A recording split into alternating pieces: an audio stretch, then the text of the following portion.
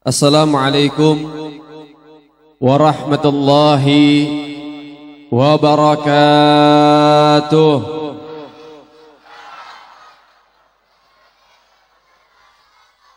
Bismillah walhamdulillah wassalatu wassalamu ala rasulillah Sayyiduna Muhammad ibn Abdillah wa ala alihi wa sahbihi wa man wala. Rabbi israh li sadri wa yassir li amri wahlul 'uqdatam min lisani yafqahu qawli. Amma ba'd. Alhamdulillah yang sama-sama kita muliakan, kita hormati, kita kagumi, kita cintai. Dari segenap para asatid, para alim ulama, para masyayikh, para tokoh-tokoh masyarakat, para muallim, para mudarris, para tuan-tuan guru. Yang insyaallah guru-guru kita senantiasa dipanjangkan usianya oleh Allah fi sihah wal afiyah fi taatillah wa rasulah. Bil khusus daripada pimpinan Majlis Ta'lim Al-Mujahid Guru Khairuddin, juga Haji Sawansyah, yang insyaallah mudah-mudahan senantiasa diberkahi oleh Allah Subhanahu wa taala, dan juga para habaib, para abnai Rasulullah, para anak cucu baginda Nabiuna Muhammad, para keturunan Sayyiduna Muhammad, para pemilik mahkota agung Sayyiduna Muhammad sallallahu alaihi wasallam. Akhinal kiram, saya punya kakak Al-Habib Muhammad bin Abdul Aziz bin Jindan, Masjidil Akh Al-Habib Saleh bin Hamzah Jamaluddin, Al-Habib Haidar Al-Haddad, Al-Habib Abu Bakar As-Seggaf, Al-Habib Ali Sajjad As-Seggaf, Al-Habib Fahmi Al-Idrus, dan para habaib yang lain yang insyaallah mudah-mudahan para habaib dijaga oleh Allah Subhanahu wa taala, diberkahi oleh Allah Subhanahu wa taala. Amin ya rabbal alamin. Tidak lupa juga kepada segenap hadirin hadirat, muslimin muslimat, mukminin mukminat, dan juga para panitia yang bekerja keras sehingga akhirnya sukses terlaksana. Ini acara dengan suksesnya berjalan dengan baik. Insyaallah mudah-mudahan yang punya hajat, hajatnya dikabulkan oleh Allah. Yang punya kesalahan diampuni oleh Allah. Yang punya usaha diberkahi oleh Allah. Yang berumah tangga jadi sakinah, mawaddah, warahmah. Yang belum punya keturunan mendapatkan keturunan yang soleh dan soleha. Yang belum mendapatkan jodoh, mudah-mudahan mendapatkan jodoh yang baik. Amin ya rabbal alamin. Alhamdulillah, limpahan puja dan puji syukur kehadirat Allah Al-Malik Al-Ahad Al-Fardu Samad alladzi lam yalid wa lam yulad. Segala puji bagi Allah, Tuhan yang Maha Esa, yang Maha Tunggal, yang Maha Kuasa. Dan dialah Allah Subhanahu wa taala, zat yang Maha Pengasih lagi Maha Penyayang, yang Maha Perkasa. Dan dialah Allah Subhanahu wa taala, zat yang memilah dan memilih siapa di antara hamba-hambanya yang berhak mendapatkan ridha dan kasih sayangnya. Salawat teriring salam terus kita berikan dan curahkan kepada hadrati Rasul, imamuna wa qudwatuna wa sayyiduna Muhammad, sayyiduna Muhammad, sayyiduna Muhammad sallallahu alaihi wasallam bi afdhalis salawat wa ta'zim, yang dengannya kita diajarkan untuk menjadi hamba yang baik di hadapan Allah, yang atas kerja kerasnya kita menjadi seorang hamba yang betul-betul bisa ibadah dengan leluasanya, yang atas perjuangannya kita bisa mendapatkan potensi besar untuk masuk ke dalam surganya Allah Subhanahu wa taala bersamanya, yang atas perjuangannya pula kita dapat mengenal mana yang halal, mana yang haram, dan bagaimana cara menjadi anak-anak yang soleh dan soleha. Saudara yang dimuliakan oleh Allah Subhanahu wa taala, ada dua hal yang akan disampaikan ada di tempat ini. Yang pertama mengenai daripada haul, dan yang kedua penyambutan daripada bulan suci Ramadan. Baik ya ikhwan rahimakumullah, kita akan bahas tentang masalah haul terlebih dahulu. Saudara yang dimuliakan oleh Allah, Allah Subhanahu wa taala menjadikan kita semua ini diberikan nyawa oleh Allah Subhanahu wa taala, dan dengan nyawa ini pula Allah Subhanahu wa taala menetapkan waktunya kapan harus berpisah dengan jasad kita. Maka oleh sebab itu para ulama mengatakan fal mautu atin an garib kullullahu minhun nasib.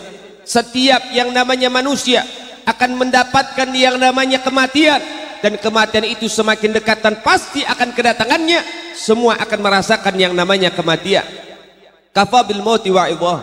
Cukup dengan yang namanya kematian menjadi tamparan keras buat kita, menjadi nasihat yang dalam buat kita.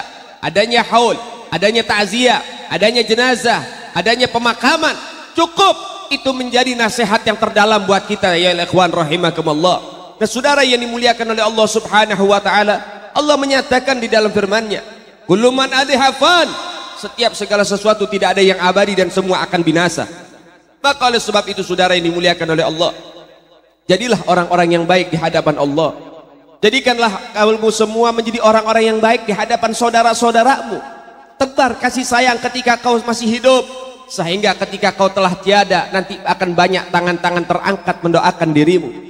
Dan saudara yang dimuliakan oleh Allah subhanahu wa ta'ala, di sini juga kita diajarkan birrul walidain, berbakti kepada orang tua. Orang tua kita yang telah wafat dibikinkan haulnya, dikumpulkan daripada masyarakat untuk mendoakan orang tuanya. Ini bentuk daripada birrul walidain. Sehingga Nabi mengatakan apa? Birru abaukum tabirrakum abnaukum. Baktilah kalian kepada orang tua kalian, niscaya anak-anak kalian juga akan berbakti kepada kalian. Ya ikhwan rahimakumullah. Sehingga dengan hadis ini menunjukkan karma itu ada. Kau bakti kepada orang tuamu, maka nanti kau punya anak, anakmu akan bakti kepadamu. Kau durhaka kepada orang tuamu, satu waktu kau akan mendapati anak dan anakmu akan lebih durhaka lagi kepadamu. Saudara yang dimuliakan oleh Allah, tentang bakti kepada orang tua sungguh luar biasa. Sampai Allah menyatakan di dalam firman-Nya, Allah menyatakan di dalam firman-Nya yang agung, apa kata Allah? Wa'budullaha wa la tusyriku bihi syai'an wa bil walidaini ihsan. Sembahlah Allah, jangan menyekutukan Allah dengan segala sesuatu, dan berbuat baiklah, berbaktilah kepada orang tuamu. Lihat saudara yang dimuliakan oleh Allah, perintah bakti kepada orang tua disejajarkan dengan perintah tauhid keimanan kepada Allah subhanahu wa ta'ala. Artinya amrun muhim, ini perkara yang penting, ini perkara yang betul-betul harus kita pahami baik-baik saudara yang dimuliakan oleh Allah. Sehingga ada satu kisah menarik daripada Al-Imam Syekh Abdul Aziz Al-Baghdad. Satu waktu saudara, Syekh Abdul Aziz Ad-Dabbagh ini, beliau Al-Baghdad ini ulama besar, alim, saleh, zahid, dan juga beliau ini punya murid-muridnya 1000 bisa terbang semua. Jadi jangan tanya gurunya, muridnya saja wali, apalagi gurunya saudara. Luar biasa hebatnya. Sampai kawannya guru, temannya gurunya, ini bukan hanya manusia. Syekh Abdul Aziz punya kawan, bukan cuma sama manusia, bahkan kawannya para malaikat. Bahkan sampai beliau bisa dialog dengan para malaikat saudara. Satu waktu beliau sedang ibadah kepada Allah, hari-harinya ibadah, datang malaikat. Ketika datang kepada Syekh Abdul Aziz, ini malaikat mengatakan, wahai Abdul Aziz, saya kemari pengen bawa kabar buat kamu. Apa itu? Kemudian ini malaikat bilang, sesungguhnya aku diberikan rahasia oleh Allah, dibuka, dan aku menyaksikan bahwasannya Allah telah menulis namamu min ahlin nar, engkau ini penghuni neraka. Ini orang ahli ibadah tapi penghuni neraka. Coba saudara, ibadah luar biasa tapi namanya dikatakan ahlin nar. Beliau adalah penduduk neraka, penghuni neraka. Kaget malaikat, sehingga malaikat nyampein kepada beliau. Apa kata beliau? Beliau mengatakan, wahai malaikat, urusan neraka, urusan sorga, bukan urusanmu, bukan urusan saya. Allah pengen nempatin saya di mana nggak ada masalah. Allah pengen nempatin saya di sorga, Allah pengen nempatin saya ke dalam neraka, nggak jadi masalah buat saya. Yang penting Allah ridho sama saya. Begitu lapang hatinya, begitu besar hatinya. Padahal hari-hari beliau adalah orang yang taat kepada Allah dan ibadah. Dan dengan hal itu tambah giat ibadahnya kepada Allah subhanahu wa ta'ala, gak ngurangin daripada ibadahnya saudara. Sudah lapang dada terima, karena poinnya yang beliau ambil apa? Yang penting Allah ta'ala ridho, mau Allah nempatin saya di mana nggak jadi masalah. Kelas kembali ini malaikat. Ya, beberapa lama kembali lagi itu malaikat. Malaikat itu bilang, wahai Syekh Abdul Aziz, bergembiralah kamu bahwasannya namamu dirubah oleh Allah, sekarang min ahlil jannah, kamu adalah penghuni sorga. Kemudian apa jawaban Syekh Abdul Aziz? Apakah beliau bergembira atas perubahan itu? Beliau mengatakan dengan perkataan yang sama, wahai malaikat, sorga dan neraka bukan urusan anda dan bukan urusan saya. Itu adalah hak mutlak milik Allah. Kalau Allah ingin menempatkan saya di mana, itu nggak jadi masalah. Yang penting Allah ridho kepada saya. Lalu kemudian melihat begitu bijak, begitu lapang dada, begitu legowo, begitu besar hatinya atas apa yang telah ditetapkan oleh Allah, sehingga inilah yang membuat daripada kebesaran Syekh Abdul Aziz Ad-Dabbagh di hadapan Allah subhanahu wa ta'ala. Kemudian malaikat ini mengatakan, wahai Syekh Abdul Aziz, pengen tahu nggak Kenapa Allah Ta'ala merubah namamu dan kenapa kau menjadi ahli nar? Kemudian akhirnya dikatakan, Syekh Abdul Aziz mengatakan, iya saya pengen tahu apa alasannya. Ini malaikat bilang, Allah Ta'ala menjadikan namamu ahli nar kemudian dirubah menjadi ahli jannah karena Allah melihat begitu besarnya hatimu. Kau ibadah mutlak untuk Allah, betul-betul ikhlas karena Allah, lillah wa fillah. Dengan kebesaranmu, dengan istiqomahmu, dengan tetapnya pendirianmu taat tunduk patuh kepada Allah, Allah Ta'ala merubah menjadi ahli jannah. Tapi tahukah engkau kenapa Allah masukkan kau ke dalam neraka namanya disebut ahli nar? Iya, kenapa malaikat? Maka malaikat mengingatkan, ingat gak waktu usiamu masih belasan tahun? Usiamu waktu belasan tahun, kamu sedang di kamar, kamu gak tidur, datang ibumu, kau mendengar langkah kakinya, ibumu hendak ingin menyuruhmu ada hajat, kemudian kamu pura-pura tidur untuk menghindari suruhan orang tuamu, sehingga karena kamu pura-pura tidur, Allah murka dan Allah catat namamu menjadi ahli nar. Inna lillahi wa inna ilaihi. Masya Allah. Padahal ibunya nggak marah ketika ibunya lihat ternyata si anak ini tidur, padahal pura-pura. Ibunya bilang, oh ya sudah, saya nggak jadi nyuruh kamu, kembali itu ibu.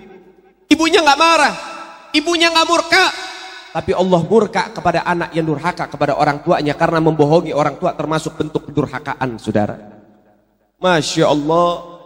Saudara, berapa kali kita di dalam hidup membohongi orang tua kita? Bukan hanya membohongi, berapa kali kita bentak orang tua kita, saudara sekalian. Kadang-kadang udah baru kaya sedikit, udah berani memerintahkan orang tuanya, saudara. Kadang-kadang baru punya pangkat sedikit, orang tuanya kalau datang ke rumahnya kayak pengemis, saudara. Innalillahi wa inna ilaihi. Dia pikirkan istrinya mau makan apa, dia pikirkan anaknya mau makan apa, sementara dia lupa, dia tidak pernah pikirkan orang tuanya sudah makan atau belum, saudara. Berapa banyak orang-orang yang semacam itu? Dia bisa beli ini, beli itu, beli ini, beli itu, tapi rumah orang tuanya bocor, dia nggak benerin, saudara. Berapa banyak hal yang semacam itu di antara kita? Tubna ilallah bitaubatin nasuha. Ayo kita sama-sama tobat kepada Allah. Ridallah fi ridha walidain, wa sukhtallah fi sukhtil walidain. Keridhaan Allah, Allah titipkan dalam keridhaan orang tua, dan juga kemurkaan Allah, Allah Ta'ala juga wakilkan di dalam kemurkaan orang tua kepada kita, sudah. Masya Allah. Ayo, orang tua itu jimat kita, orang tua itu wakilnya Allah Subhanahu wa Ta'ala, orang tua itu adalah surga dan neraka kita, saudara. Kalau kau ingin menghendakkan surga dari Allah, taat dan bakti kepada orang tuamu.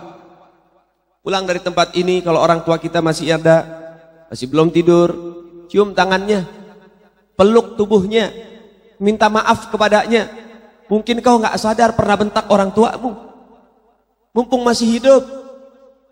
Bila mana tak mampu malam ini, besok temui orang tua kalian, minta maaf kepada mereka, mumpung mereka masih hidup. Tapi orang tua kami sebagian ada yang sudah wafat, Habib.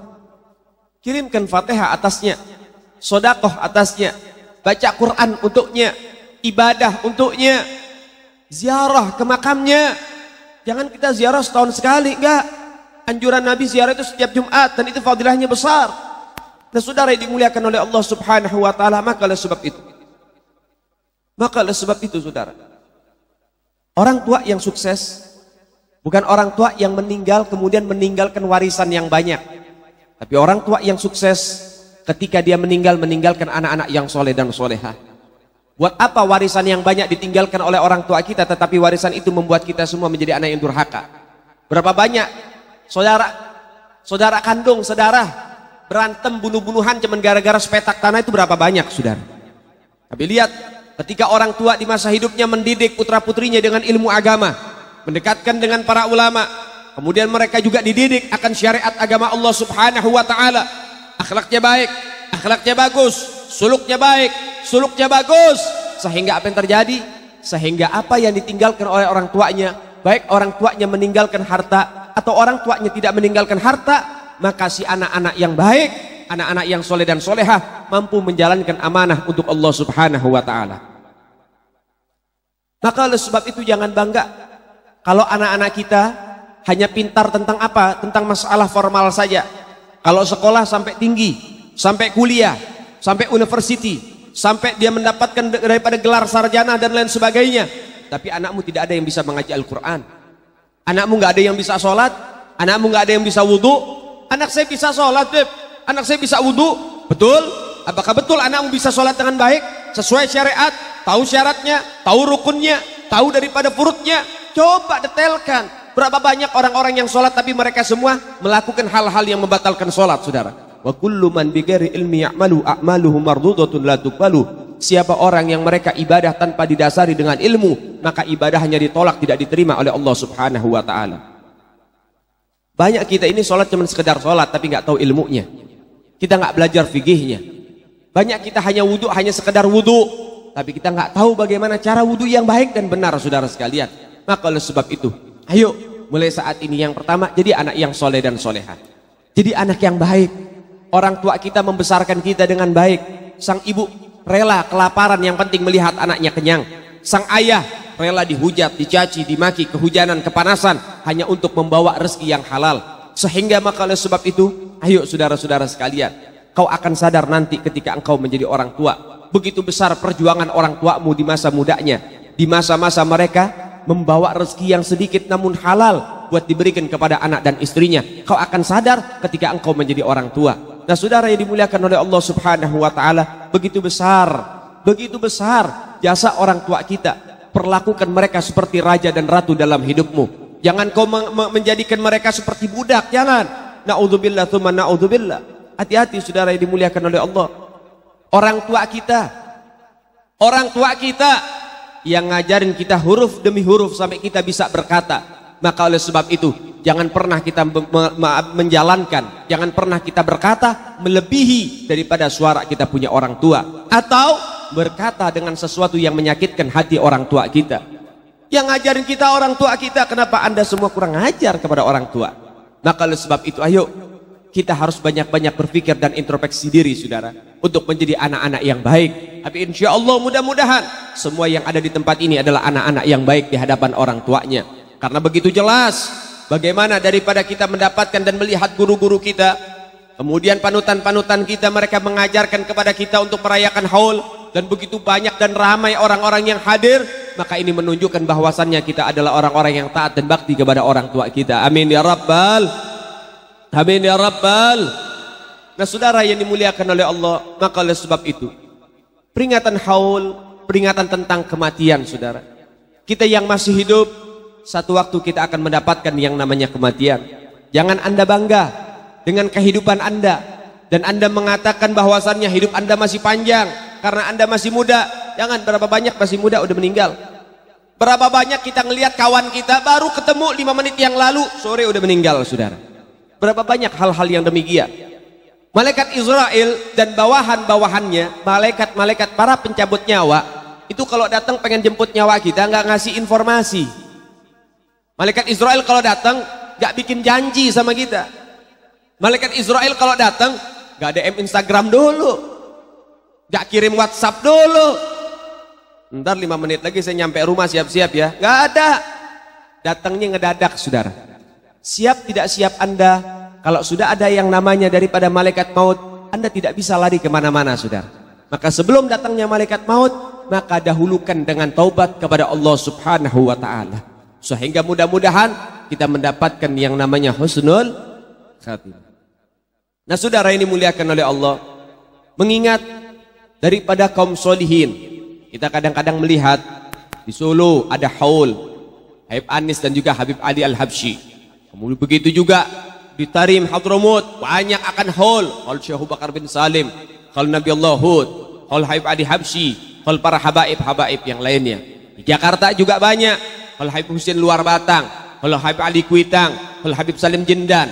Di Surabaya juga demikian, Habib Muhammad Al-Mahdar, Habib Muhammad bin Idrus, Habib Muhammad bin Husin Al-Idrus, dan para habaib-habaib yang lainnya. Kemudian juga di Martapura kita melihat hal daripada Kiai Haji Muhammad Zaini Abdul Ghani, daripada Guru Jai, dibikin haul yang luar biasa. Lihat mereka orang-orang soleh, dibikinkan haul, walaupun mereka telah tiada, haulnya masih rame, berkahnya masih kerasa. Ternyata mereka kaum solihin, mereka mengatakan di dalam untaian syair mutiaranya, kam min qaumin mata wa ma matat makarimuhu wa kam min qaumin asa wa hum fin nasi amwatu.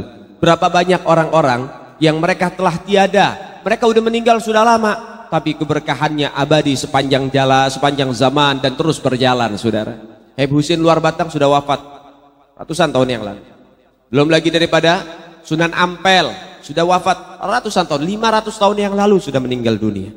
Belum lagi daripada guru-guru yang lain puluhan sampai ratusan tahun. Tapi sampai detik ini berkahnya masih kita cari, saudara. Dan berkahnya masih terasa. Begitulah Allah Ta'ala memuliakan dan mengagungkan daripada orang-orang yang dekat kepada Allah Subhanahu wa Ta'ala. Wa kam min qaumin asa wa hum fin nasi amwat. Berapa banyak juga orang-orang yang masih hidup, tapi mereka seperti mayat-mayat yang berjalan, gak bawa manfaat apa-apa, saudara. Hidupnya mereka bukan tambah baik, enggak, tambah bejat. Hidupnya mereka bukan tambah taat, tambah maksiat. Sehingga mereka seperti mayat-mayat yang berjalan gak ada manfaatnya, gak ada kebaikannya. Na'udzubillahi min.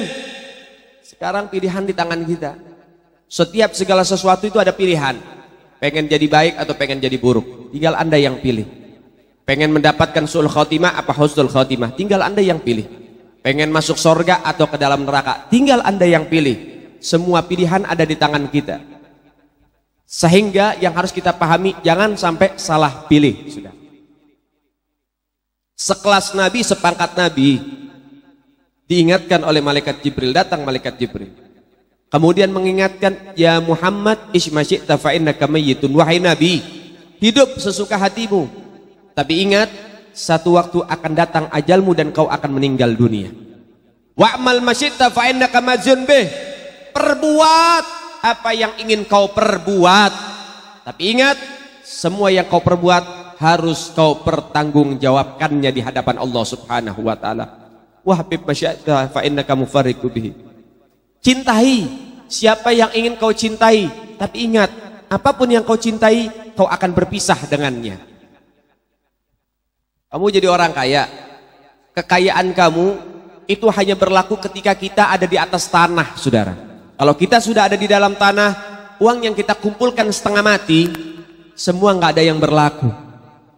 Kau punya pangkat jabatan, kemudian kau menjadi sombong, itu semua ada di atas tanah berlakunya. Ketika kau ada di dalam tanah, sedikit pun jabatanmu tidak berlaku, saudara.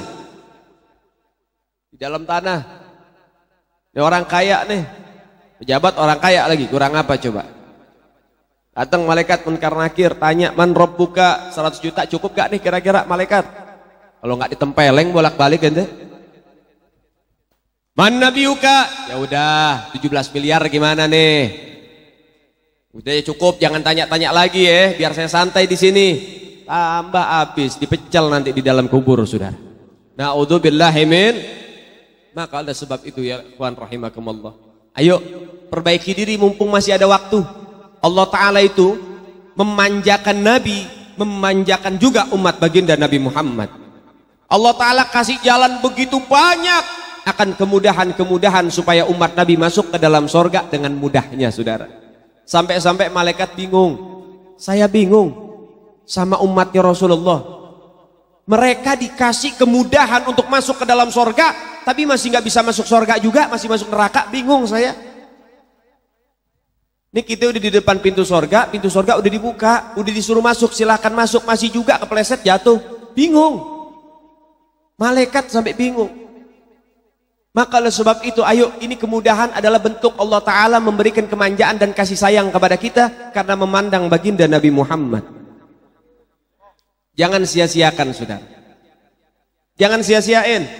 Ambil kesempatan emas ini untuk supaya kita bisa masuk ke dalam sorga. Kurang gampang apa umatnya Nabi masuk ke dalam sorga? Al-Imam Syekh Abi Bakar Al-Baghdad, beliau ketika wafat meninggal dunia, salah satu muridnya melihat di dalam mimpinya diberikan ilham oleh Allah Ta'ala. Melihat gurunya diberikan singgasana dari emas, diberikan maidah, diberikan hidangan-hidangan yang luar biasa. Kemudian disiapkan tempatnya di dalam sorga.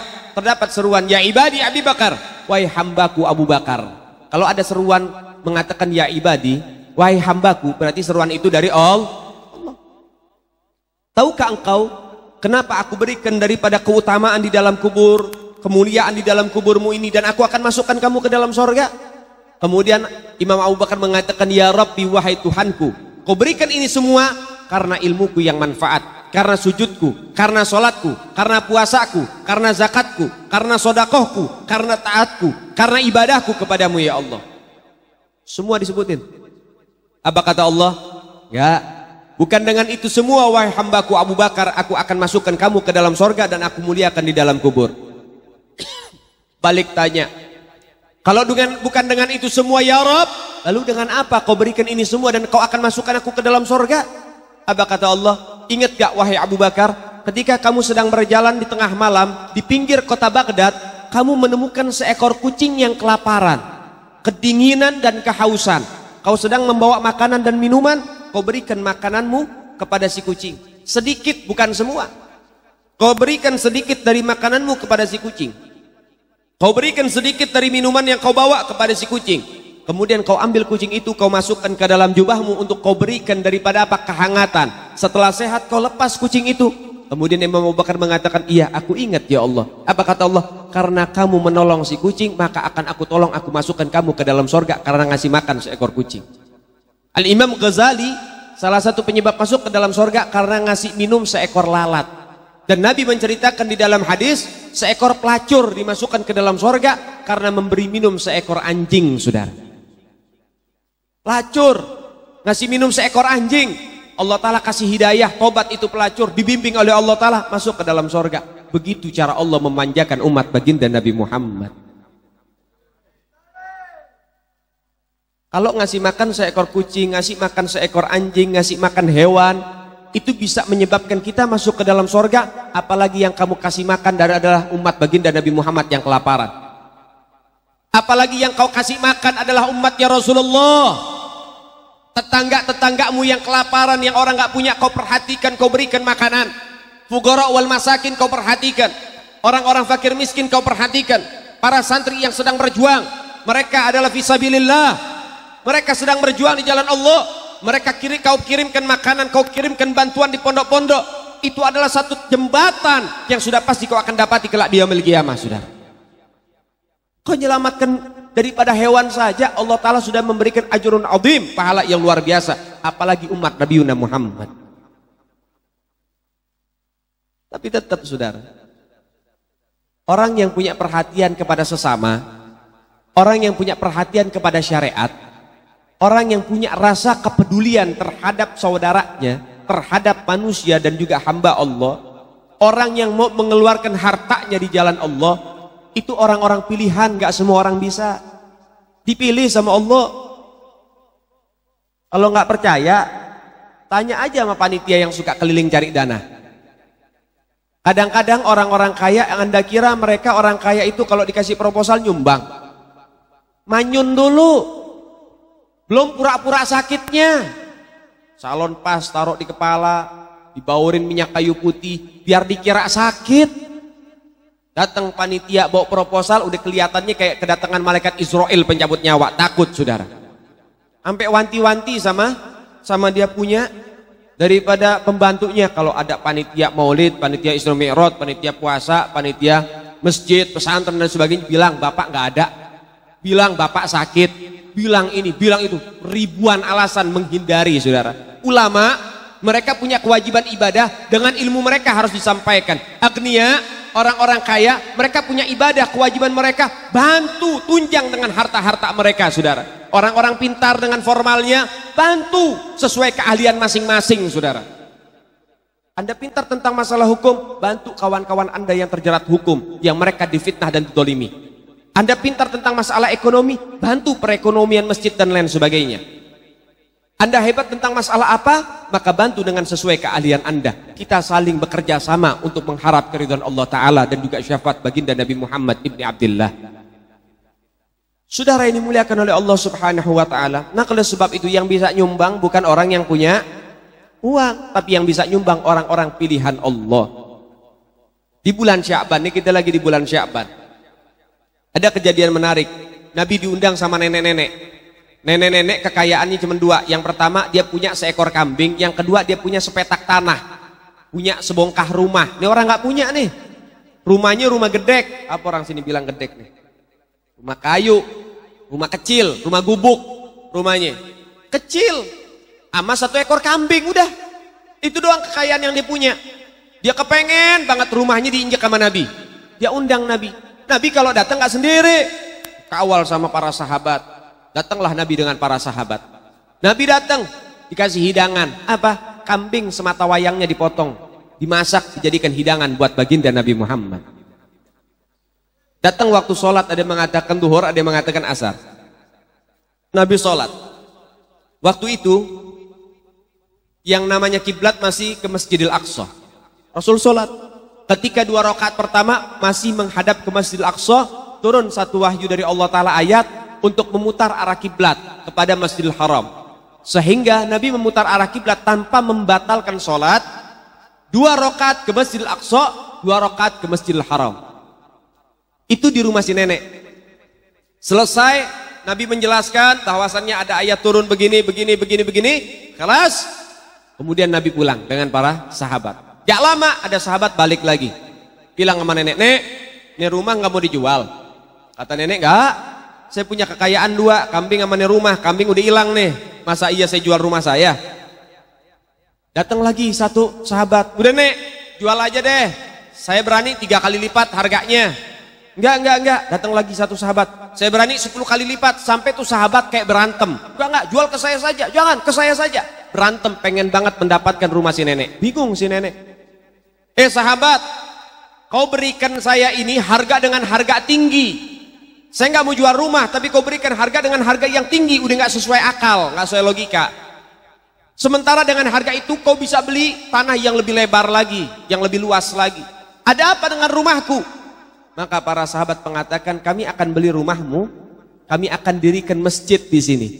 Karena di sini ada yang namanya bukti sejarah. Perpindahan arah kiblat terjadi di rumahmu, wahai nenek." Itu di bulan Sya'ban kejadiannya. Kemudian yang lain, sahabat yang lain, "Iya sama, kami pengen diriin masjid." Apa kata si nenek? "Betul pengen diriin masjid?" "Iya betul." "Ya udah, saya nggak jual, saya wakafin rumah saya." Kambing udah hilang, sekarang rumahnya hilang. Apa nyesel si nenek? Enggak. Ini nenek orang nggak punya. Ini Allah ingin menunjukkan yang bisa nyumbang bukan orang-orang kaya doang. Banyak orang-orang nggak punya, mereka nyumbang, saudara. Mereka punya rasa kepedulian yang tingkat tinggi daripada orang-orang agnia, daripada orang-orang kaya. Padahal yang lebih mampu orang kaya dalam menyumbang. Tapi ternyata apa? Banyak orang-orang semacam kita ini orang nggak punya deh, kita ngakuin aja. Semacam kita, ternyata kita punya rasa kepedulian yang tinggi kepada syariat agama Allah Subhanahu wa Ta'ala. Dibeli itu rumah nenek, apakah nenek itu jadi gelandangan? Padahal nggak dibeli juga, diwakafkan sama si nenek, enggak. Tapi Allah ganti. Ternyata ada sahabat digerakkan hatinya, diberikan rumah yang lebih layak lagi, yang lebih bagus, saudara. Sementara nenek sudah buka rekening akhirat. Dia punya investasi akhirat. Dia punya tabungan akhirat. Apa? Rumahnya jadi masjid dibangun oleh para sahabat. Yang sampai detik ini masjid itu tidak akan pernah sepi sampai hari kiamat. Dan masjid itu kita kenal. Dan setiap orang yang umroh dan haji pasti datang ke masjid itu. Apa? Masjid Qiblatain. Dari zaman sahabat sampai detik ini nggak pernah sepi. Ada yang khatamin Quran di situ. Ada yang sholat nggak berhenti di situ. Ada yang daripada mereka semua ibadah al-adhkar wal aurat di dalamnya dari dulu sampai detik ini. Dan sekarang kalau datang ke Masjid Qiblatain, Masya Allah, itu dalam sehari bisa ratusan ribu umat, saudara. Seluruh penjuru dunia datang, 1000 orang keluar, kemudian datang lagi. Berarti sehari semalam bisa jutaan, bisa ratusan ribu, bahkan mungkin lebih. Wallahu a'lam. Semua orang yang ibadah di dalamnya hatal i'tikaf, walaupun sampai i'tikaf di dalam, semua pahalanya diberikan kepada si nenek, saudara. Lihat bagaimana kayaknya si nenek. Artinya tingkatkan rasa kepedulian. Dosa kita sudah banyak, pahala kita ini pas-pasan. Kadang-kadang kebanyakan dosanya daripada pahalanya.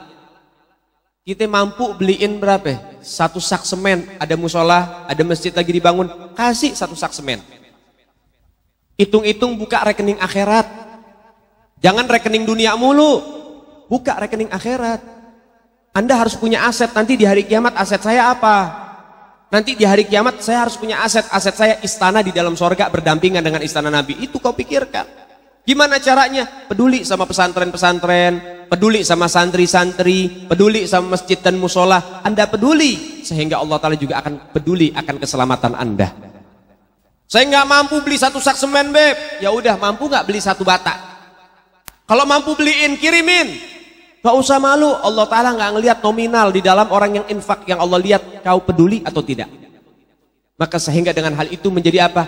Menjadi salah satu tabungan kita sampai kita hari kiamat. Walaupun kita wafat, pahala terus mengalir. Dan maka oleh sebab itu buat yang muda-muda, Anda penggiat sosial media, Anda jangan membuat yang namanya dosa jariah, tapi harus punya pahala jariah. Apa dosa jariah? Anda posting foto-foto Anda yang buka aurat, atau yang memamerkan bentuk tubuh, sehingga dengan foto itu Anda di situ membuka rekening dosa, saudara. Paham? Rekening dosa Anda buka. Sehari semalam berapa juta mata yang lihat, saudara. Ini media sosial. Tingkatannya dunia, bukan tingkatan nasional nih. Tingkat dunia. Yang lihat bisa dari mana saja dan kapan saja. Anda tidur, Anda kekirim tuh dosa-dosa tuh. Hati-hati. Ini bahaya, harus dihentikan, hapus sebelum nanti rekening dosa Anda udah gendut duluan. Na'udzubillahi min, harus punya bentuk kesadaran, jaga diri baik-baik. Kadang-kadang perempuan zaman sekarang kalau ke majlis, masya Allah, syar'i, jilbabnya bagus, bajunya bagus, yang muda-muda. Kalau yang tua-tua kagak ngerti medsos dah. Ya, gak ada di sini nenek-nenek 67 tahun dia punya Instagram, gak ada di sini kan? Kalau ada, wah nenek gaul tuh. Mesti dibudidayakan modelnya nih.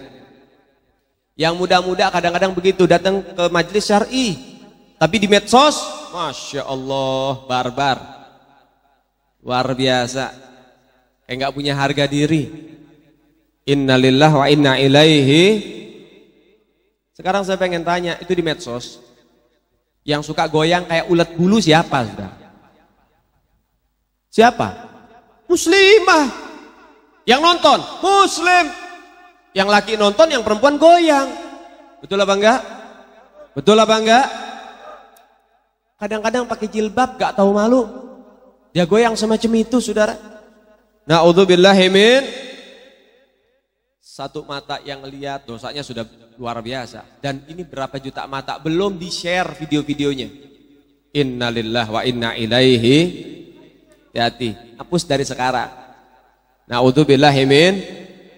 Nah, saudara yang dimuliakan oleh Allah Subhanahu wa taala, dengan haul ini juga kita diberikan nasihat apa? Ayo kita harus mengkader anak-anak kita jadi anak yang soleh dan soleha sebelum terlambat. Sebelum terlambat, kader anak-anak menjadi anak yang soleh dan soleha. Gimana caranya? Deketin sama majelis, deketin sama ulama, deketin sama para kiai, para guru, para habaib, deketin mereka, jangan dihambat. Mau ngaji jangan dihalang-halangi, mau ibadah jangan dihalang-halangi, mau hadir majelis jangan dihalang-halangi. Kalau Anda bisa ngajar di rumah Anda, fadhol silahkan. Tapi kalau Anda nggak bisa ngajar, titipin sama ulama. Apa kata ulama kita? Mereka ahlul asrar mengatakan laulal ilma wal ulama fannas kal bahaim. Kalau nggak karena ilmu dan para ulama, manusia udah kayak binatang, saudara. Balhum adol, bahkan lebih bejat dari binatang, lebih parah dari binatang, lebih gila dari binatang. Oh Beb, kita manusia disamain sama binatang, kurang ajar. Kita manusia, saya nggak terima Beb disamain sama binatang. Gak bisa nih diterima ini kata-kata nih. Siapa bilang kita disamain sama binatang? Gak disamain, bahkan lebih bejat dari binatang banyak. Bukan cuma disamain, ini kata-kata benar. Dan Anda bakal setuju sama saya dan juga setuju dengan para ulama ini ketika mendengar beberapa fakta yang saya akan beberkan ada di tempat ini. Baik, ulama kita bilang apa? Banyak manusia yang jauh dari ulama, jauh dari majelis, jauh dari pesantren, mereka sama kayak binatang. Saya kasih bukti. 5-6 tahun yang lalu, dengarkan baik-baik, 5-6 tahun yang lalu, ada di beberapa berita, saya menyimak berita itu, ngelihat, bukan kata orang, ngelihat berita ya, ngelihat beritanya, pas lagi nonton tuh berita tuh. Makanya jangan kebanyakan nonton Naruto loh, nonton berita Naruto mulu, Mas Sasuke berantem gak berhenti-berhenti. Nonton berita biar ada yang namanya apa? Pemikiran. Saya ngelihat di berita ada kasus begini. Seorang anak membakar hidup-hidup ibu kandungnya sampai mati di Kota Malang, Jawa Timur. Apa sebabnya? Karena ibunya tidak mau memberikan uang 10.000 kepada si anak, karena ibunya tahu uang itu untuk dibelikan miras oplosan. Ibunya dibunuh, ibunya dibakar. Artinya nyawa si ibu tidak lebih berharga dari uang 10.000 di mata si anak, saudara. Kejadian ada di Sulawesi, tepatnya daerah Goa. Seorang anak menggorok leher bapak kandungnya sampai putus. Kenapa? Karena bapaknya tidak izinkan si anak untuk keluar bersama kawan-kawannya, karena bapaknya tahu si anak pengen pesta miras bersama kawan-kawannya. Di Purwakarta, Jawa Barat, seorang anak mengkampak kepala bapak kandungnya sampai mati bersimbah darah, saudara. Tahu gara-gara apa? Karena bapaknya tidak mampu membelikan HP baru buat si anak. Kemudian ada anak kecil usianya 10 tahun, namanya Yuyun, diperkosa sama 14 anak SMP di bawah pengaruh minuman keras. 8 anak SMP pertama yang memperkosa Yuyun masih bernafas, saudara. 6 anak SMP terakhir, Yuyun sudah menjadi mayat manusia. Artinya 6 anak SMP memperkosa bangkai mayat manusia. Karyawati di kota Tangerang namanya Indah, diperkosa sama 3 orang laki-laki di bawah pengaruh minuman keras, diperkosa. Itu Indah masuk ke kos-kosannya, diperkosa bergiliran. Indah melawan. Ketika Indah melawan, salah satunya panik ngelihat ada cangkul, dicangkul lehernya Indah sampai hampir putus, saudara. Dan gak sampai di sana, batang cangkulnya dimasukkan ke kemaluan Indah sampai merobek jantung dan parunya, saudara. Mati mengenaskan. Na'udzubillahi min. Perhatikan baik-baik. Semua pelakunya bukan dari kalangan anak majelis, bukan dari kalangan anak pesantren, bukan dari kalangan orang yang dekat dengan ulama, bukan dari kalangan orang yang betul-betul dekat dengan syariat. Semua pelakunya orang yang jauh dari ulama, jauh dari syariat. Na'udzubillahi min.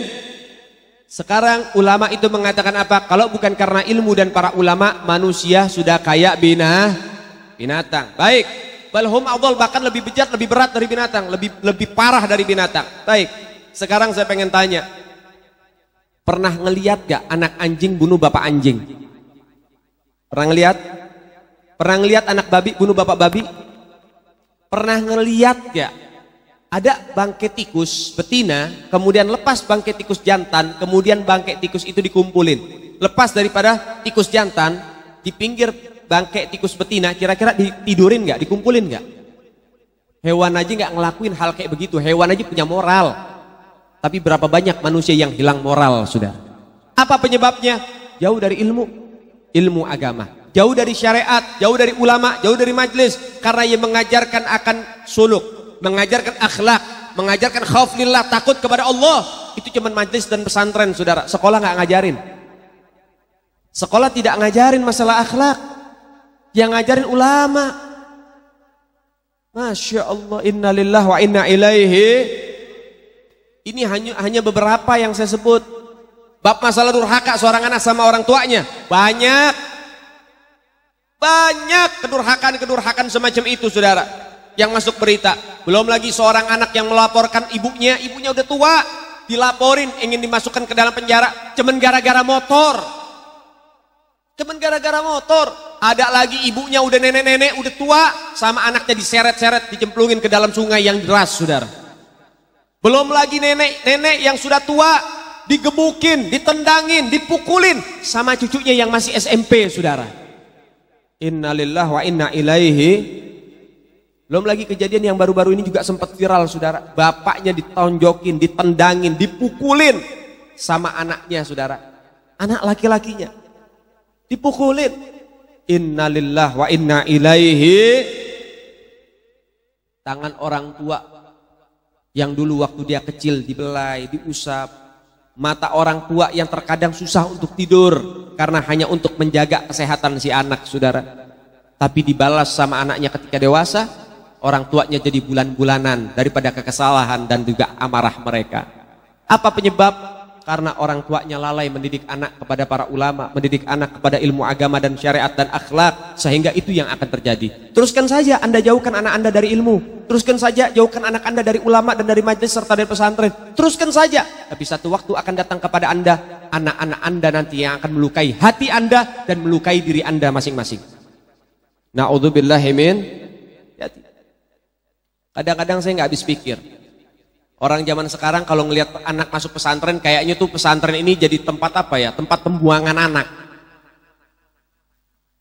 Jujur saja, kita punya pesantren di Bekasi. 54 anak santri saya semuanya nggak ada yang bayaran, gratis. Saya kasih makan 3 kali sehari, saudara.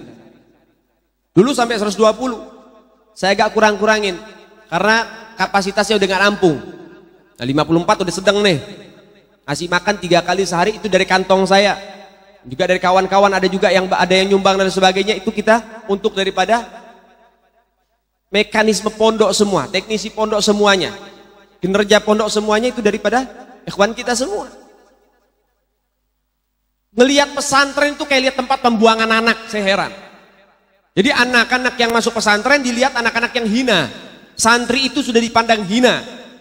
Tapi kalau kita ngelihat anak-anak lulusan universitas, Masya Allah, jadi kebanggaan kadang-kadang. Diceritain satu kampung sampai tahu, saudara.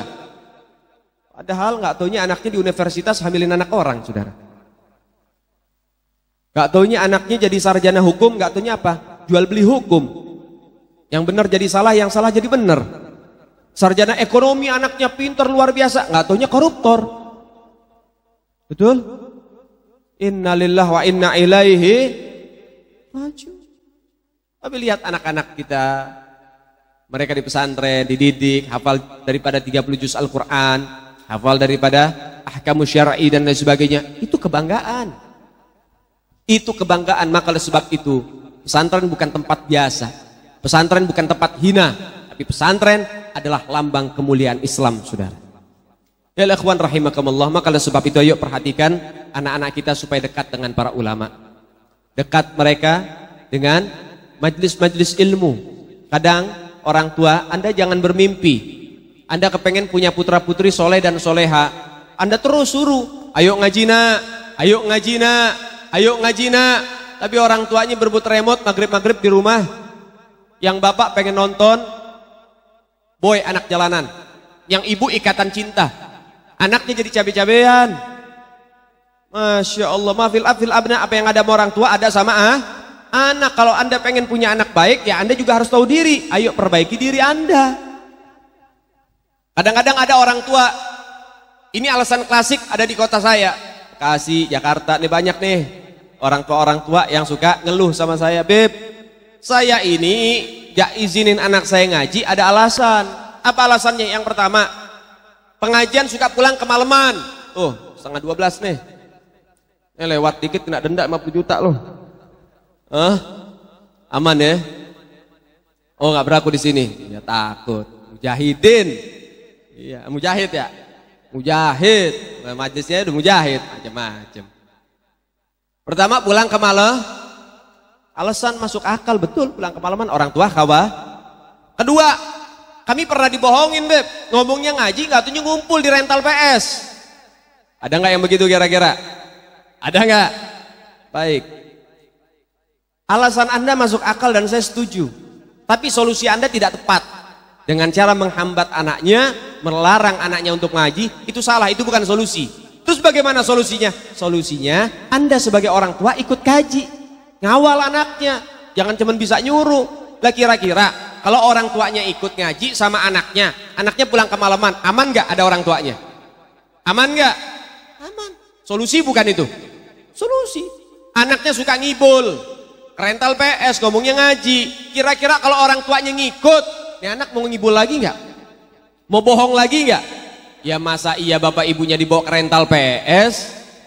Kan nggak mungkin, betul? Aman, ini solusi.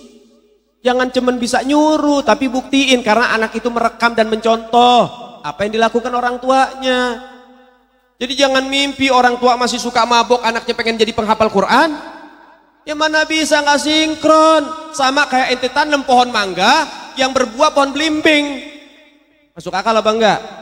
Masuk akal apa enggak? Ya kalau kamu tanamnya mangga, keluarnya tanam cabai, keluar cabai. Begitu juga kalau pengen punya anak soleh dan soleha, orang tuanya juga harus soleh dan soleha. Paham? Mudah-mudahan kita termasuk orang-orang yang soleh dan soleha. Nah, karena kita menjadi anak-anak yang soleh dan soleha. Amin ya Rabbal. Baik, saudara, bentar lagi Ramadan. Tadi ada persiapan. Persiapan bulan Ramadan ini bulan mulia. Ini bulan istimewa. Nabi bilang apa? Man faraha bidukhuli Ramadan haramallahu jasadahu ala niron. Siapa orang yang gembira akan kedatangan Ramadan, maka Allah akan haramkan dirinya disentuh oleh api neraka. Maknanya dakhalal masuk ke dalam surga. Baik, Beb. Ustaz Khairuddin nih, saya gembira mau masuk Ramadan. Saya pengen bikin gebiar dangdut besar-besaran.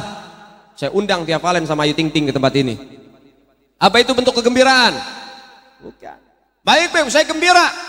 Atau Ustaz Duna, saya bikin pawai obor kemana-mana. Apa itu bentuk kegembiraan? Bukan. Walaupun itu syiar. Kalau yang tadi bukan syiar tuh. Yang dangdut tadi bukan syiar, maksiat itu. Tapi kalau pawai obor ada syiarnya. Paham? Ada syiar syariatnya. Tapi dalam artian bergembira di sini bukan bergembira terus pawai obor, pesta kembang api, bukan. Tapi gembira di sini yang dimau oleh Allah dan juga Rasulullah, meningkatnya semangat ibadah untuk bulan suci Ramadan. Paham? Tingkatin semangatnya, jangan terawih cuma 5 hari doang. Masjid musola pada penuh, sisanya hilang, goib atau luar biasa, bukan jin tapi langsung hilang orang-orang ini. Mana hilangnya kompak banget. 2 saf hilang, 2 saf hilang, Masya Allah. Kadang-kadang sekarang marbot udah paket lengkap kalau bulan Ramadan, apalagi tanggal-tanggal 10 ke atas ya, paket lengkap. Dia yang azan, dia yang qomat, yang imam, dia yang makmum, dia yang gulung tikar, saudara. Dan termasuk dia yang matiin lampu musola dan masjid serta menguncinya, saudara. Innalillah wa inna ilaihi. Dan herannya 29 hari atau 30 hari 1 bulan full Ramadan, herannya saya ya, pas mau buka rame di masjid. Betul nggak? Rame di masjid-masjid kalau mau buka, tapi kalau mau terawih hilang. Masya Allah, ini virus macam apa ya, bisa menghilangkan manusia pas pengen terawih. Nah saudara yang dimuliakan oleh Allah, kemarin ya pemerintah kita punya kebijakan masjid-masjid dan musola-musola dibatasi. Kitanya bingung. Betul? Sekarang masjid musola nggak dibatasin nih. Pemerintah yang bingung. Kemarin gue tutup lo ngamuk, gue buka lo nggak sholat. Bingung nggak? Bingung. Saya jadi ikut bingung. Pas ditutup pada bingung. Buka dong masjid ini. Sekarang pas dibuka mana? Masjid musola gede-gede orangnya nggak ada. Setan bingung. Inti kira di dalam masjid setan nggak godain? Godain. Setan mau masuk masjid Indonesia. Orangnya mana? Nggak ketemu target saya nih. Ah mending pindah ke Baghdad tuh. Pindah jin-jin pada ke Baghdad, saudara. Nggak ketemu. Di Indonesia hilang orang-orangnya. Apalagi kalau subuh. Masya Allah. Ayo mulai sekarang perbaikin. Ya Ramadan nih. Awaluhu wa awsaduhul maghfirah wa akhiruhu itqum minan nar. 10 hari pertama Allah bagi-bagi rahmat. Allah tahu nih orang-orang Indonesia, manusia-manusia zaman sekarang ibadahnya pengen hadiah. Ya udah, Allah Taala kasih hadiah nih. 10 hari pertama rahmat dibagi sama Allah. 10 hari kedua pengampunan, sisanya door prize. Sisanya door prize, berarti hadiah utama ditaruh di akhir sama Allah. Lagi-lagi Allah Maha tahu. Kalau hamba-hambanya itu cuman semangat di awal doang, di akhir melempem. Makanya dikasih itqum minan nar, pembebasan dari neraka, masuk surga tanpa hisab, ditaruh di akhir Ramadan. Tapi subhanallah, udah dikasih begitu besar hadiah dari Allah masuk surga tanpa hisab, tetap Anda masih nyari baju 1 setel 2.500. Iya, nyarinya itu baju yang 1 setel 2.500, kaos kutang. Bingung sama baju baru. Kalau mau beli baju baru dari sekarang itu orang beli dah. Ramadan fokus ibadah. Apa kata Imam Ali?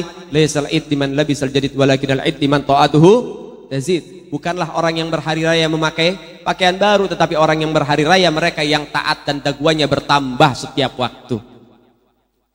Beli dari sekarang, nanti bulan Ramadan jangan beli apa-apa, fokus ibadah. Nah kemudian saudara, Ramadan itu Syahrul Furqan, bulan Al-Quran. Rabi'atu Adawiyah, seorang wanita solehah. Beliau baca Quran gak kerasa, seumur hidup hatamin 12.000 kali hataman Quran. Habib Ahmad Al-Muhdar menghatamkan 14.000 kali hataman Al-Quran. Imam Ahmad Ar-Rifai 3 hari sebelum dia wafat, keadaan sakit keras, 3 hari dia baca Quran, gak kerasa dia hatamkan 4.000 kali hataman Quran. Habib Abdurrahman Segaf, pagi 4 kali hatam, sore 4 kali hatam. Itu di luar bulan Ramadan. Masuk bulan Ramadan, setiap 1 rakaat 1 kali hatam. Sholat fardu maupun sholat sunnah. Anda hitung saja, dalam sehari semalam fardu berapa rakaat? 17. Taraweh, kita kadang-kadang 8, ada yang 2 langsung pulang. Beliau 20. Witir, kita berapa? 3, beliau 11. Duha, kita 2, beliau 8. Belum tasbih, belum hajat, belum ini, belum itu, sholat sunnahnya. Sehingga sehari semalam puluhan kali, saudara. Kali sebulan. Habib Umar bin Abdurrahman Al-Attas, Sahibur Ratib Al-Attas, punya murid namanya Habib Abdul Haddad, Sahibur Ratib Haddad. Panggil sini. Abdullah kemari. Iya guru. Bacalah di hadapan saya Al-Fatihah. Saya akan baca di hadapan kamu 30 juz Al-Quran. Itu dua-duanya, mulainya bareng, selesainya bareng. Artinya Habib Umar bin Abdurrahman Al-Attas membaca 30 juz Al-Quran dengan durasi pembacaan Al-Fatihah orang biasa, saudara. Loh kok bisa? Begitulah para aulia yang mereka punya taluk terhadap Al-Quran, hubungan erat dengan Al-Quran, irtibatul gawiyah, hubungan yang begitu kuat terhadap Al-Quran. Mereka itu diberikan oleh Allah Ta'ala satu kelebihan, apa? Barakatul waqt, keberkahan waktu. Sehingga Habib Umar bin Abdurrahman Al-Attas itu setiap 1 nafas, sekali ini tarik nafas, baca 1000 ya latif, saudara. Buang nafas 1000 ya latif. Ayo amalin. Mudah-mudahan banyak bendera kuning di sini. Baru dapat 100 dibawa ke IGD ente. Tarik nafas. Ya latif, ya latif, ya latif, ya latif, ya latif. Baru 50 udah ambulan lewat. Wah, Covid ada lagi? Enggak, itu orang tuh yang lagi ngamalin baru dapat 57 masuk IGD deh. Kehabisan oksigen. Ini beda kelas auliya. Idza arada syai'an ayyakula lahu kun fayakun. Mereka para aulia punya kelebihan yang kadang-kadang di luar logika. Kok bisa? Iya, Allah ingin menunjukkan bagaimana kekuasaannya melalui para aulia. Begitu juga, Anda percaya nggak kepada Isra Mi'raj? Kira-kira orang sini percaya nggak Isra Mi'raj? Percaya nggak? Dulu di zaman Nabi nggak ada pesawat, di zaman Nabi belum ada roket, di zaman Nabi nggak ada apa-apa, kendaraannya cuma onta, kuda, sama keledai. Tapi lihat Rasulullah ke Palestina, dari Palestina tembus sampai ke langit, sampai berjumpa dengan Allah, sampai dikatakan apa? Dikatakan tempat tidur Nabi angetnya belum hilang, Nabi udah kembali, saudara. Ibu-ibu, bapak-bapak kan pada duduk, ntar kalau ngangkat tempat duduk, pegang tuh tempat duduknya, anget. Tuh kalau telur betelor itu bisa netes telurnya, saking angetnya. Dan itu angetnya nggak bertahan lama, paham? Itu nggak bertahan lama, paling 1 menit, tapi Rasulullah udah kembali. Untuk apa? Allah ingin menunjukkan kekuasaan Allah Subhanahu wa Ta'ala. Terkadang ada hal yang nggak bisa kita percaya dengan logika, tetapi dipercaya dengan iman. Nah, mudah-mudahan Allah Ta'ala jaga iman kita. Amin ya Rabbal. Baik, kemudian yang kita heran, kadang-kadang orang zaman sekarang itu kalau maksiat kuat-kuat, tapi kalau ibadah nggak ada yang kuat. Contoh, kalau ke pasar malam dari sore sampai malam, sore nih baru buka nih pasar malam nih, ya baru buka, kita kadang-kadang udah ada. Pulangnya nanti nunggu tutup kita baru pulang, berjam-jam keliling tanpa duduk, kita bisa lakukan itu. Ke mall, masuk mall matahari masih ada, keluar mall matahari udah nggak ada. Betul apa enggak? Kadang-kadang yang tua-tua masuk mall jadi pura-pura muda. Digandeng ogah, jangan gandeng-gandeng, saya masih 17 tahun, padahal 45. Masya Allah. Tapi yang kita heran kalau majelis model begini, masih ada yang nanya dalam hati, yang ceramah lama banget gak kelar-kelar. Gak tahu apa nasi udah pada dingin. Lapar nih kita deh.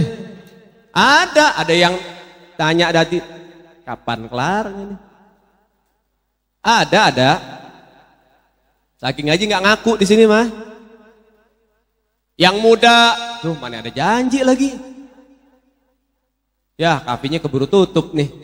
Ada. Masuk majelis nih. Ya 1/2 jam deh. Duduk mah masih cakep. Duduk bersilanya masih gagah. Dapat 1 jam belonjor. 2 jam lagi nyari bantal. Mau tidur sekalian dah. Masya Allah. Betul apa enggak? Ke majelis-majelis apapun itu, kalau ke majelis ada aja, subhanallah ya, subhanallah bisa gitu ada. Kalau ke majelis yang encoknya kambuh, asam urat kambuh, lemahnya kambuh, sakit kepala tiba-tiba, ada aja. darah tinggi, semua penyakit. Kalau pengen kambuh, duduk di majelis taklim. Betul. Saya jarang ngelihat ada orang pingsan di mall, tapi kalau pingsan di majelis taklim saya sering lihat tuh. Betul apa enggak? Ada aja. Bingung saya. Padahal di mall lebih gerak dia. Jalan sana, jalan sini, lantai 1, 2, 3, 4, turun lagi ke 1, terus dijajakin sama dia. Kagak berhenti. Tapi nggak pingsan-pingsan orang ini, saya bilang. Di majelis taklim duduk loh. Baru berdiri jatuh. Pingsan. Wah, sering saya ngeliat. Apalagi di daerah Tangerang, teman saya ceramah 40 orang kesurupan, saudara. Betul, saya nggak bohong. Saya bilang itu pernah kejadian memang di Bekasi. Saya ngomong sama, saya diundang nih, teman saya diundang, ada Asgaf, kemudian ada lagi yang saya diundang sama Al-Haddad yang undang saya. Saya bilang, Bib, ini Habib satu kalau ceramah, kalau yang kesurupan belum 40 nggak berhenti nih. Saya bilang begitu, itu sebelum ada yang kesurupan. Bisa aja bercandanya, ya lihat aja. Satu ngengaung, nah satu nih, hitungin Bib. 2, 3, 4, 8, 10 datang. Beb, banyak yang kesurupan. Berapa orang? 10. Ntar Beb, tungguin. Ini baru 5 menit nih. Baru mukadimah, saya bilang. Tungguin. Datang lagi. Beb, udah 28, Beb. Saya dengar sebelah saya ngomongnya. Tunggu, Beb, ini belum finishing. Saya bilang, baru 28, masih ada lagi. Sampai hampir, ya kita cukupin begini, udah malam begini-gini. Wabillahi taufiq wal hidayah. Tanya lagi, udah berapa? 43. Tuh, nambah, Beb. Di tempat saya kemarin dia ceramah 40, di tempat antum 43. Menang 3 ente, saya kalah 3-0. Ada aja, saya bingung. Di mall nggak ada yang kesurupan, kok di majelis kesurupan ya?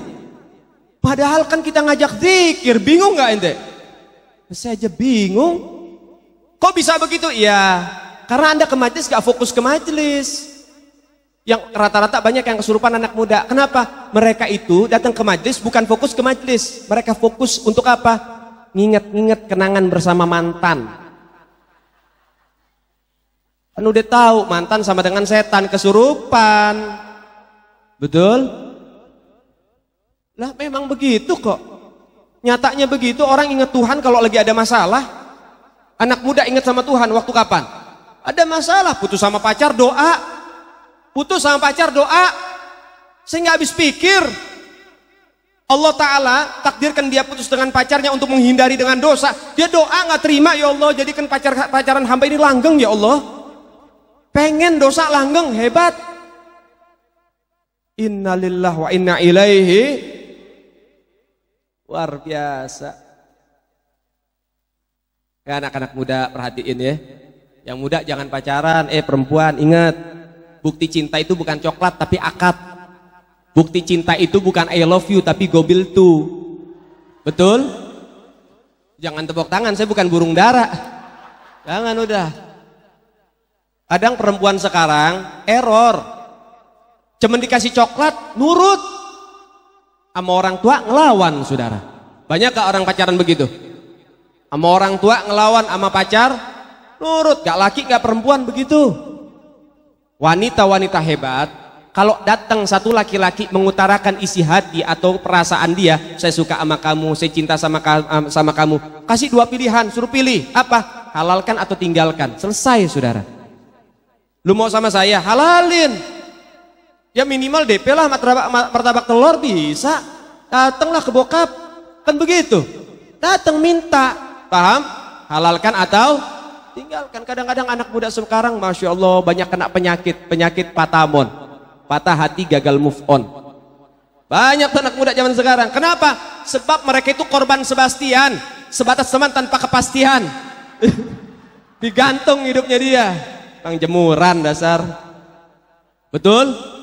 Makanya pacaran itu nggak sehat, pacaran itu nggak baik. Kalau Anda betul-betul sayang dan cinta, nikahin bukan dipacarin. Paham? Jomblo. Ya saya dukunglah Ikatan Jomblo Indonesia, lanjutkan perjuanganmu. Nah saudara dimuliakan oleh Allah Subhanahu wa ta'ala, itulah kehidupan zaman sekarang saudara. Hati-hati perempuan-perempuan, kadang-kadang pakai jilbab tapi pacarannya juga kuat. Betul? Na'udzubillahi min Orang tua zaman sekarang jangan mau ditipu-tipu sama anaknya, periksa HP anaknya. Periksa chatnya sama siapa, foto yang di HP ada siapa.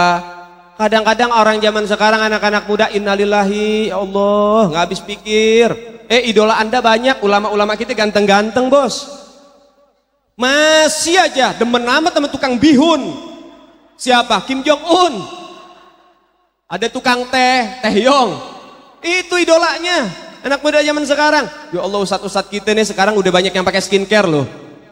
Udah banyak yang ganteng-ganteng zaman sekarang.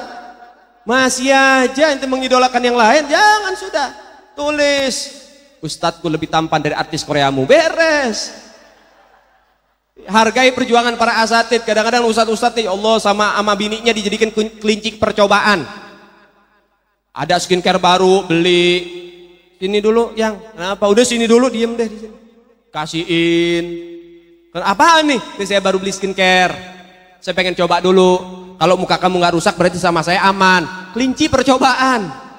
Masya Allah. Tapi gak apa-apa, Ustaz, terusin. Yang sabar, Ustaz, ya. Pintu sorga terbuka, tenang aja buat orang-orang yang sabar. Nah, saudara yang dimuliakan oleh Allah Subhanahu wa Ta'ala, maka oleh sebab itu jangan salah pilih idola. Idolakan Rasulullah. Kalau kita mengidolakan Nabi, kita bakal contoh Nabi Muhammad. Kemudian juga yang semangat ngajinya, tanya anak-anak udah pernah khatam Quran berapa kali. Kadang-kadang udah kuliah nggak bisa ngaji Quran, masih Iqra 3 aja. Lu dari masih kecil sampai gini hari Iqra 3 kemana aja? Masya Allah. Ada apa enggak yang begitu? Jangan ngomong kagak ada, saya tunjukin nih orangnya. Tapi kadang-kadang saya juga heran, harusnya anak hadroh nggak ada yang pacaran. Kenapa? Tiap hari muji Nabi itu tiap hari. Belum lagi kalau lagi kenceng nih bulan Maulid, job lagi banyak-banyaknya. Sono. Ya enggak? Muji Nabi itu tiap hari. Tapi kadang-kadang ini Jakarta, di sini enggak, anak-anak soleh. Sini mah enggak jauh beda. Di Jakarta, di Bekasi, kadang-kadang anak hadroh begitu. Malam main hadroh, sore goncengan sama cewek. Nah, udzubillahimin. Udah, cukup hadrohmu menjadi pacarmu, udah cukup udah. Ente pelukin hadroh aja deh. Ntar insya Allah dapatnya yang cakep-cakep. Nggak usah khawatir. Apalagi sekarang anak hadroh lagi tren, lagi naik daun nih, udah kayak ulet nih. Lagi naik daun, tenang aja. Jodohnya anak hadroh udah disiapin sama Allah Ta'ala. Yang cakep-cakep udah pokoknya. Yang imut, yang putih, yang cakep, yang anak tunggal. Bapaknya punya warisan banyak banget. Udah pokoknya ada deh anak-anak hadroh. Yang penting istiqomah. Alhamdulillah. Nah, maka sebab itu saudara, bentar lagi Ramadan. Buat anak-anak yang muda-muda, ayo putusin pacar-pacarnya, jangan mau pacaran. Pacaran 4 tahun, pacaran 15 tahun, nanti pacaran apa kredit motor. 4 tahun dapat PCX tuh. Ya, pacaran stop. Dari sekarang putus-putusin. Yang masih pacaran saya doain mudah-mudahan di orang nggak bakal pernah nikah. Pertama. Makanya putusin nih malam nih, putusin. Ini pelakunya banyak masalahnya nih, putusin. Yang kedua, kalaupun doa saya kalah dengan doa dia masih menikah, saya doa lagi yang kedua. Apa doanya? Mudah-mudahan pernikahannya nggak langgeng. Anda boleh buktikan, orang pacaran itu bisa sampai 12-15 tahun loh. Tapi kalau nikah, setahun cerai, banyak gak yang begitu? 3 bulan cerai, ada nggak yang begitu? Mereka bilang, saya pacaran lama. Tapi ketika nikah, gak bertahan lama. Kenapa? Udah bosen duluan. Bu, kalau ibu punya anak-anak yang suka pacaran, saya kasih saran, bawa ke lab forensik. Kenapa? Cek badannya, takut banyak sidik jari nanti. Gak ada pacaran sehat sekarang, gak ada. Bohong semua. Na'udzubillahimin. Nah, maka oleh sebab itu, ayo dari sekarang jaga harga diri. Nih bentar lagi mau puasa. Hati-hati. Setan libur tuh puasa tuh. Paham? Nabi bilang kan, kata Nabi nih, setan-setan itu, kata Nabi, kalau masuk bulan Ramadan itu diikat sama Allah. Dimasukin penjara sama Allah. Dikerangkeng sama Allah Ta'ala. Nah, setan itu menganggap itu hal liburan. Jadi nggak kerja, cuti bersama. Puasa cuti bersama, itu setan. Ya. Tapi Anda tahu gak, tugas setan diciptakan sama Allah buat apa? Buat apa? Hah? Tugas setan yang diciptain sama Allah Ta'ala buat ngapain nih? Hah? Ya bolehlah. Setidaknya mau jawab, kasih apresiasi lah. Ya boleh. Betul, emang tugas sebetulnya bukan tugas setan itu buat menyembah Allah itu bukan tugasnya setan, tapi tugasnya jin dan manusia. Paham? Nah sekarang saya pengen tanya, tugas setan apa nih? Godain manusia, nyesatin manusia. Salah. Apa tugas utama setan? Bikin pabrik, buat karyawan yang banyak. Maknanya bagaimana? Beliau setan-setan nih, mereka buka pabrik. Ayo yang mau daftar jadi karyawan setan silakan masuk. Dididik 11 bulan tuh. 11 bulan dididik, maka itu manusia jadi setan. Setannya di penjara, nih manusia yang bekerja, saudara. Paham gak ente? Makanya sekarang saya tanya, setan dikunci sama Allah, dikerangkeng sama Allah, diikat sama Allah bulan Ramadan. Tapi saya pengen tanya, Ramadan masih banyak gak maksiat? Banyak gak maksiat? Siapa yang godain? Kan setan di penjara. Ya anak buahnya. Siapa? Cabe-cabean sampai lagi. Masya Allah, muka sama leher beda warna. Muka putih, leher hitam, kakinya abu-abu monyet. Ya Allah, innalillah wa inna ilaihi. Sekarang nggak kelihatan tuh cabe-cabean tuh yang suka pakai celana ngeselin, ya sepaha. Nggak kelihatan, trennya udah habis. Tapi ntar Ramadan dimasuk lagi tuh. Ramadan masuk lagi, ntar Ramadan itu bakal banyak kelihatin lagi tuh. Cabe-cabean luar biasa beraksi. Anda tahu tingkat kecantikan para cabe-cabean itu ada tingkatannya. Menurut Ketua Asosiasi Cabe-cabean se-Jabodetabek, wilayah Jabodetabek nih, ya. Kalau wilayah Kalsel saya belum tahu nih, belum main saya sama mereka. Wilayah Jabodetabek, tingkat kecantikannya itu kelihatan. Bukan dari muka, tapi dari banyak bekas luka. Semakin banyak bekas luka knalpot, semakin cantik dia. Semakin menjadi primadona di tengah-tengah perkumpulan mereka. Na'udzubillahi min. Coba dicek pahanya banyak luka nih kayaknya nih. Ini muka-muka banyak yang terluka soalnya. Nah saudara yang dimuliakan oleh Allah subhanahu wa ta'ala, hati-hati. Karena Nabi mengatakan apa? Kam min sha'imin laisa lahu min siyamihi ilal ju'i wal atas. Berapa banyak daripada orang-orang yang puasa namun mereka nggak mendapatkan pahala, tetapi mereka hanya mendapatkan haus dan dahaga, ya, tidak mendapatkan pahala tapi dapat haus dan mendapatkan lapar dan dahaga, sementara mereka juga mendapatkan dosa. Siapa? Sama analoginya begini, Anda kerja tapi Anda nggak digaji selama berpuluh-puluh tahun, tapi Anda bayar denda. Kira-kira enak apa enggak? Enak apa enggak? Itu kerja di pabrik nih sampai 10 tahun 15 tahun kerja tapi gak pernah nerima gaji. Udah begitu, Anda bayar denda tiap hari 100 ribu kali 10 tahun. Kira-kira enak apa enggak? Orang kalau kerja ngarepin apa? Gaji. Tapi ada orang juga puasa nggak dapat gaji dari Allah Ta'ala, nggak dapat pahala. Tapi bayar denda malah dapat dosa. Siapa? Mereka yang puasa yang pertama berbohong. Orang tua dibohongin mulu ya. Hati-hati. Puasa enggak? Puasa. Nggak taunya baru minum Fanta. Kamar mandi, hati-hati tuh, dapat dosa, nggak dapat paha. Yang kedua, al-ghibah. Siapa yang suka ghibah? Gosip. Nah, biasanya mak-mak tuh, ya, kadang-kadang gerobak sayur jadi meja bundar buat mak-mak. Jadi gerobak sayur itu adalah salah satu tempat bertukarnya daripada informasi dari ibu A ke ibu B. Tukang sayur bukan orang kampung kita. Tapi Masya Allah, tukang sayur sering jualan di kampung kita, sering dengerin ibu-ibu gibah, sampai tahu ibu ini selingkuh sama siapa, nama RT-nya siapa, hansipnya siapa, rumahnya di mana, yang suka ngutang nggak bayar siapa, tahu. Tukang sayur tahu, sampai kenal akrab. Gara-gara apa? Itu tadi, gerobak dia cuma jadi pertukaran informasi, alat gibah. Na'udzubillahi min. Yang ketiga, sumpah palsu.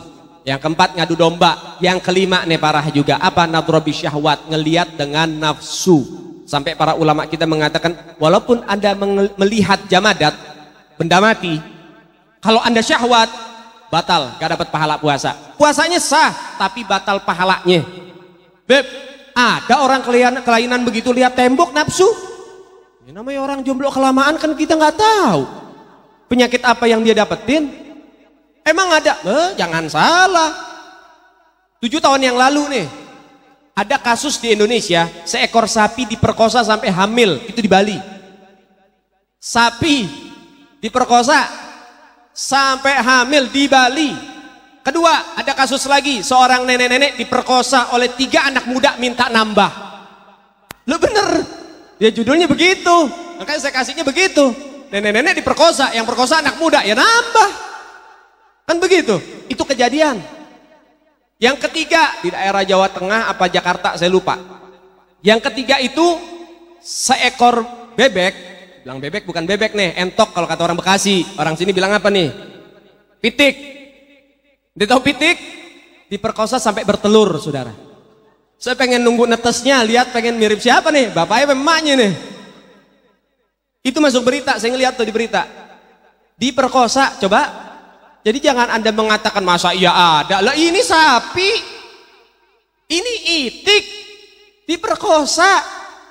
Makanya bos, kalau jomblo jangan lama-lama. Ya. Kalau udah cukup, nabung-nabung, udah buru-buru deh pinang anak orang, jangan kelamaan, bahaya, bahaya.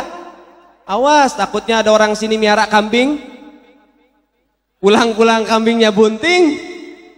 Anda nggak tahu sama siapa.